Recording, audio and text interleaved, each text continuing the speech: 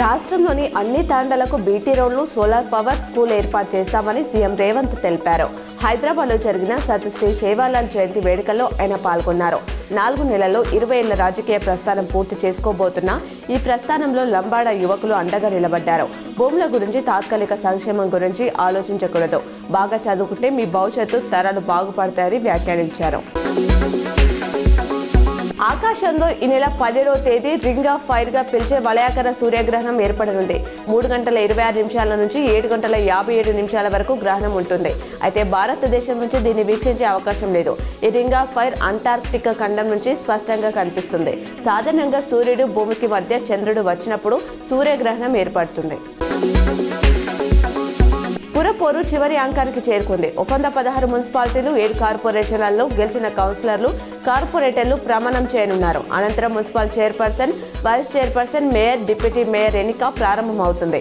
కౌన్సిలర్లు, కార్పొరేటర్లలో సగం మంది హాజరైతేనే కోరం ఉన్నట్లు పరిగణించి చేయి ఎత్తే విధానంలో అధికారులు ఎన్నిక పూర్తి చేస్తారు. 12 జ్యోతిర్లింగాలలో ఒకటి చార్ధామ్ యాత్రలో భాగమైన ఉత్తరాఖండ్లోని ప్రముఖ పుణ్యక్షేత్రం కేదార్నాథ్ రీఓపెన్ తేదీని ఆ రాష్ట్ర సీఎం పుష్కర్ సింగ్ ధామి ప్రకటించారు. ఏప్రిల్ 22 నుంచి శివుడిని దర్శించుకోవచ్చని చెప్పారు. అందుకు తగ్గట్లు ఇప్పటి నుంచి ఏర్పాట్లు చేస్తున్నామన్నారు. విపరీతమైన మంచు వల్ల ఆలయాన్ని గతేడాది అక్టోబర్ 23న మూసివేశారు. పరిషత్ ఎన్నికలకు అధికార పార్టీ సిద్ధమవుతుంది. కానీ వరుస పరీక్షల కారణంగా ఎన్నికలు ఆలస్యమయ్యే అవకాశం ఉంది. ఫిబ్రవరి 25 నుంచి ఇంటర్, మార్చి 14 నుంచి 10th పరీక్షలు, తర్వాత ఈఏపీ సెట్ వంటి పోటీ పరీక్షలు ఉన్నాయి. దీంతో ఎన్నికల షెడ్యూల్ రూపొందించడం సవాల్గా మారింది. కాగా మార్చి నెలాఖరులోగా పరిషత్ ఎన్నికలు జరగకపోతే 15వ ఆర్థిక సంఘం నుంచి రావాల్సిన 498 కోట్లు ఆగిపోయే అవకాశం ఉంది.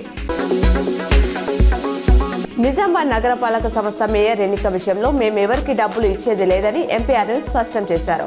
సోమవారం మేయర్ విషయంలో బీజేపీ సభ్యులకు విప్ జారీ చేశామని చెప్పారు.